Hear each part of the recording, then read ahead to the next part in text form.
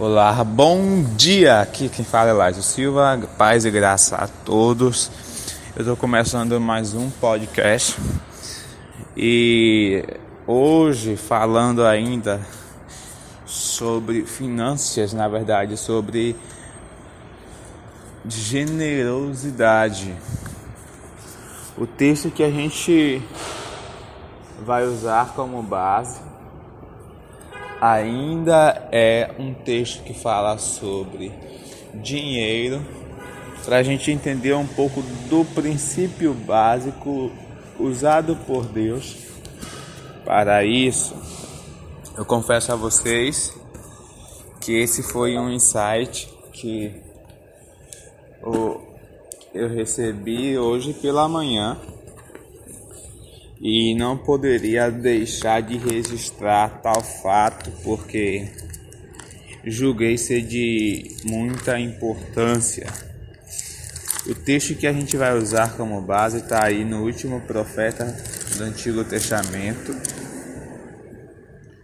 e a gente vai para Malaquias capítulo 3, versículo 6. Que diz assim: de fato eu, o Senhor, não mudo, por isso vocês descendentes de Jacó não foram destruídos. Desde o tempo de seus antepassados, vocês se desviaram dos meus decretos e não lhes obedeceram. Voltem para mim e eu me voltarei para vós, diz o Senhor dos Exércitos. Mas vocês me perguntam, como voltaremos? Pode um homem roubar a Deus? Contudo, vocês estão me roubando. E ainda perguntam, como estamos te roubando? Nos dízimos e nas ofertas. Vocês estão debaixo de grande maldição, porque estão me roubando. A nação toda está me roubando. Versículo 10. Tragam o dízimo todo. Tragam o dízimo todo ao depósito do templo, para que haja alimento em minha casa. Alimento em minha casa. Então, até aqui nos serve. Ainda diz um pouco, vamos seguir. Ponham-me à prova, diz o Senhor dos Exércitos, e vejam se não vou lhes abrir as comportas dos céus e derramar sobre vocês tantas bênçãos que nem teriam condições de guardá-las. Tantas bênçãos que nem teriam ou terão condição de armazená-las, de colocá-las em celeiros. Impedirei que pragas devorem suas colheitas, e as videiras nos campos não perderão seu fruto, diz o Senhor. Então, todas as nações o chamarão de felizes, porque a terra de vocês será maravilhosa, diz o Senhor. Então, estamos aqui diante de um texto bastante conhecido e pregado no mundo evangélico de um modo geral, para falar sobre dízimos, para falar sobre maldições. E o que é que me veio à mente nesse texto? A pergunta que me fez meditar nele foi: como que um homem rouba a Deus? E o Deus responde nos dízimos e nas ofertas. Mas a pergunta é, se Deus é um Deus espiritual, como que um homem pode roubar Deus de modo material? Então, diante dessa pergunta, a gente tem uma incógnita. Como que esse Deus espiritual pode ser roubado materialmente? E eu encontrei a resposta, eu considero que encontrei a resposta quando ele diz: tragam o dízimo para que haja alimento em minha casa. Quem conhece um pouco da tradição de Israel, da Bíblia, do livro de Levítico, de Êxodo, Deuteronômio, de toda a Torá, sabe que os dízimos e ofertas eram entregues na casa de Deus, naquela época em forma de suprimentos físicos, como azeite, vinho, trigo e tal, e outros alimentos. E além de alimentar a nação sacerdotal, a linhagem sacerdotal tinha uma outra função, que era alimentar também os órfãos e as viúvas e os estrangeiros. Então a pergunta é: como que um homem físico pode roubar fisicamente um Deus espiritual? E a gente vai para o princípio. Se Deus é espiritual, a única forma que você tem de roubar Deus é espiritualmente falando. E eu vou para Efésios capítulo de número 2, capítulo de número 1, que diz que Deus já nos abençoou com toda a sorte de bênçãos espirituais nas regiões celestiais. Esse texto diz que no céu já estamos abençoados, já fomos abençoados. A ideia é, se Deus quer abençoar alguém, Ele já abençoou. Mas essa bênção precisa chegar por intermédio de uma outra pessoa ou de um agente de Deus, seja ele um anjo ou um humano. A ideia então aqui é, se Deus já derramou bênção para todos que o servem, como que então essas pessoas não recebem a bênção? Quando nós não entregamos o dízimo à casa do Senhor. E se o dízimo tem o princípio de alimentar os sacerdotes, os órfãos e as viúvas, como que eles estavam roubando Deus? Estavam roubando Deus porque Deus já tinha determinado bênção para os órfãos e viúvas, e os sacerdotes e o povo de Israel estavam retendo a bênção deste povo. Então aí o que se aplica, na minha concepção, é o princípio da semeadura. Se você está semeando retenção de bênção para os outros, você vai colher retenção de bênção para os outros, para ti. Se você está semeando infidelidade, você vai colher infidelidade. Como que isso se aplica então na vida prática? Se nós estamos diante então de uma nação que está retendo a oferta, a bênção do órfão e da viúva, essa nação está semeando retenção de bênçãos.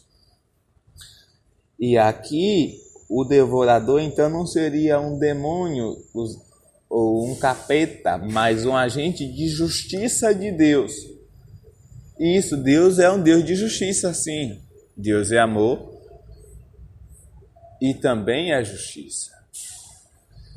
E esse Deus de amor, por amor às pessoas, por amor àqueles que Ele ama, Ele exerce justiça. O devorador, o roubador, é um agente de justiça de Deus.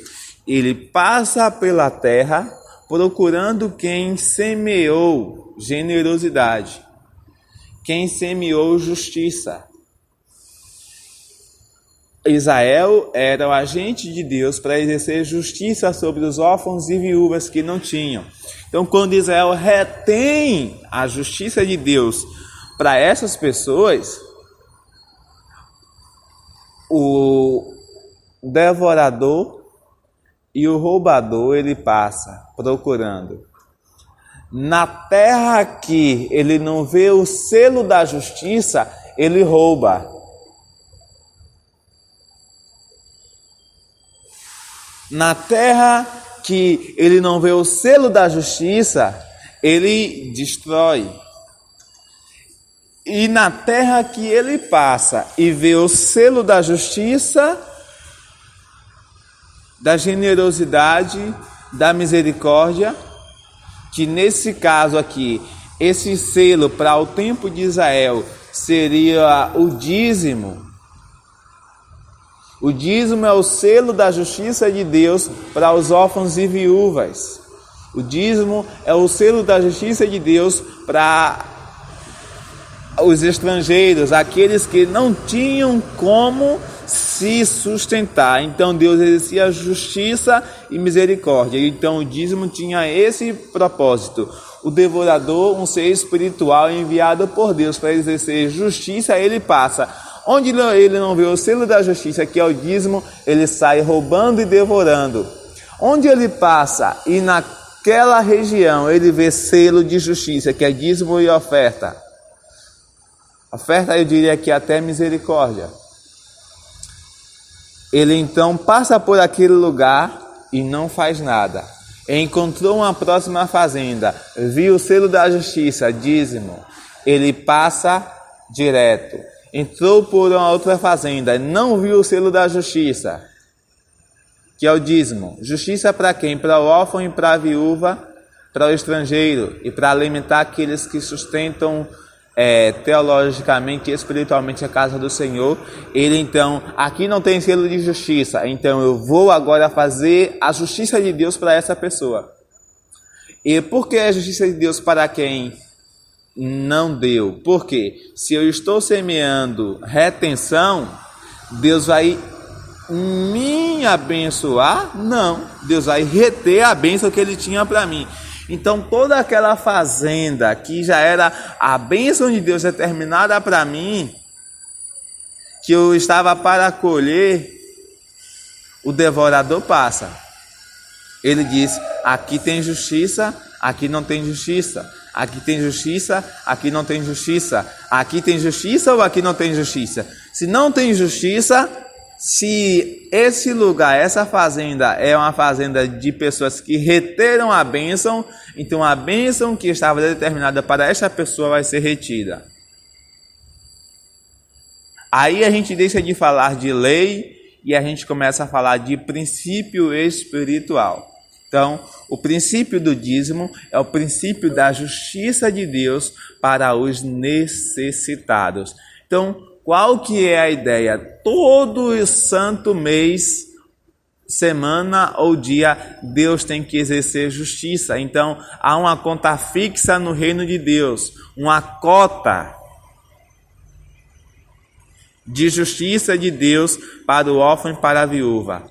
Então, talvez por isso o dízimo tenha um valor fixo. Eu aqui estou querendo e vou ter, com fé em Deus, condições de ser tu dizimista, que é dizimar de tudo, ou dizimar tudo. Então, se o anjo passou, o devorador, o roubador, o destruidor, e não viu o selo da justiça e da misericórdia, então ele diz: este lugar, pelo princípio da lei da semeadura, não pode ser abençoado. Do mesmo modo que ele reteu justiça, eu reterei justiça para a vida dele. E vai lá e destrói a fazenda. Aí Deus diz: faz aí prova de mim. Por que Deus manda fazer prova dele? Porque assim como ele exerce justiça sobre aqueles que são órfãos e viúvas que dependem dele, assim também ele vai exercer justiça para aqueles que são os agentes de justiça. Então, o dizimista na casa de Deus é um agente de justiça de Deus para os necessitados. O dizimista, entenda agora isso aqui. O dizimista é o agente da justiça de Deus para os necessitados. O dizimista é o agente de justiça de Deus para aqueles que precisam, para a obra que é necessitada. Se você entende agora que você é o agente de justiça no teu dízimo, você agora vai dizer: então toda vez que eu estou dizimando, eu estou exercendo justiça de Deus sobre quem necessita. Aí o devorador não tem poder sobre ti. Fica aqui mais um podcast de Derek Hope, Sabedoria Sem Fronteiras.